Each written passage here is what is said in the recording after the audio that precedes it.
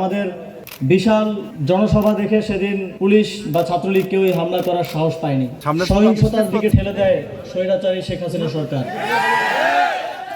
এবং সেই সহিংসতার শুরুটা হয় কুমিল্লা বিশ্ববিদ্যালয় থেকে। আমাদের 3টার দিকে শাহবাগে কর্মসূচি ছিল এবং একই সাথে সারা দেশেও একই ধরনের কর্মসূচি ছিল।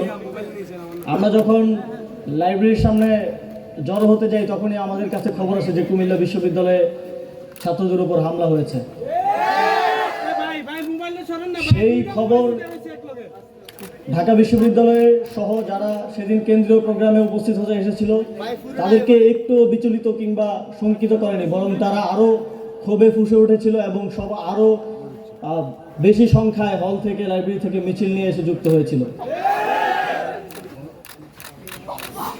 সেদিন ঢাকা বিশ্ববিদ্যালয়েও ছাত্রলীগ এবং পুলিশের আমাদের উপর হামলার প্রস্তুতি ছিল। বসুন্ধরা ডায়াপেন্ট এখন আরও উন্নত। এই hot air through top sheet দ্রুত শোষণ করে সোনামণিকে দেয় কোমল অনুভূতি। একই সময়ে আপনারা হয়তো জানেন যে রাজু ভাস্কর্যে ছাত্রলীগের প্রোগ্রাম ছিল আর পুলিশ ছিল আমাদের শাহবাগে, ঠিক যেখানে আমাদের জড়ো হওয়ার কথা সেখানে। সেদিন আমরা পুরো ঢাকা জুড়ে ব্লকেট করতে পারিনি এই হামলার শঙ্কার কারণে।